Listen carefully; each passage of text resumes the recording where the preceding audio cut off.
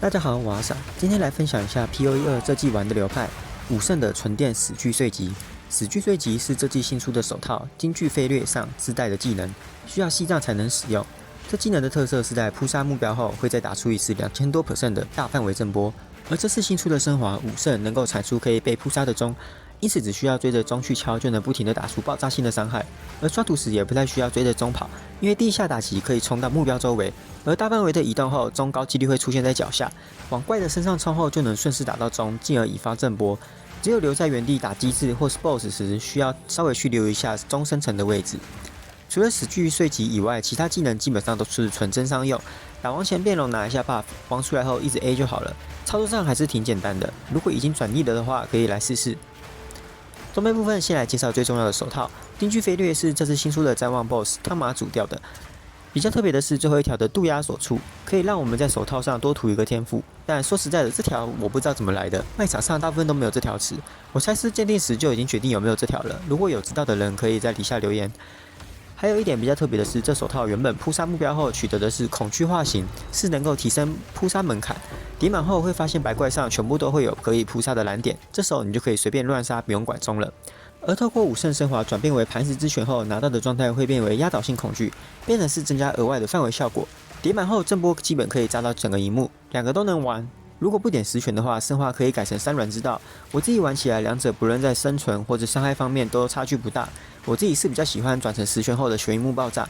不过目前十拳有一个小 bug， 死巨碎击可以通过完美龙技与完美工匠石点击手套后变成20等6L， 但点了十拳后第5个洞会暗掉，需要先把十拳洗掉，才可以去改插槽内的辅助。我测了一下，就算暗掉也还是有作用的，所以问题也不算太大。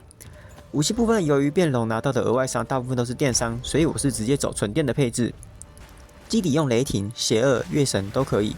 前缀洗出3元素点伤后，透过这季新出的符文阿尔德的盛怒，全部转成电伤。后缀的话，爆率以等级优先，因为震波还是要敲到钟才会有，所以攻速的影响没有另外2个来得大。当然有的话还是最好。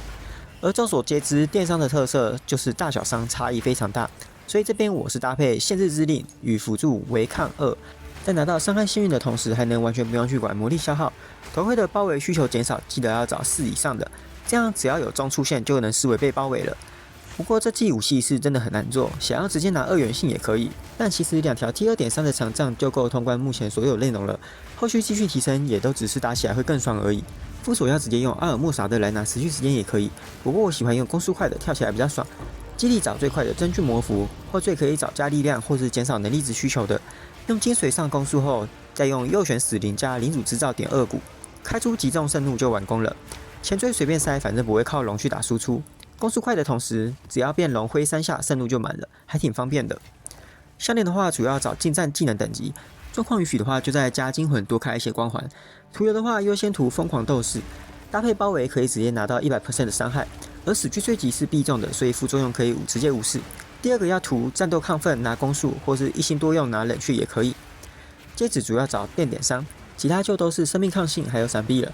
如果有洗出晕眩门槛的话，也可以留，这样使用驳斥天赋上可以不用找那么多晕眩门槛。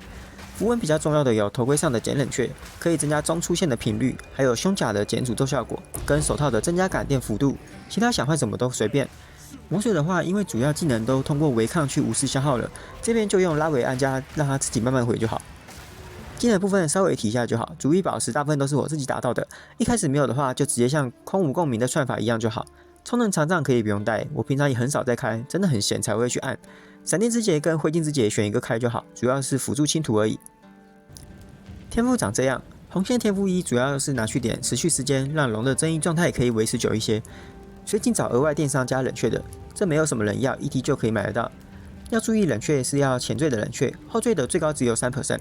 另外2颗最好是能找到加冷却的10叠，前缀用忧郁加范围变成非常大。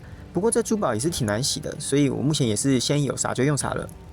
这次大概分享到这边，有什么问题的话，可以直接在影片留言询问。说实话，这季终局难度降低了许多，感觉很多玩具都能拿出来玩一下了。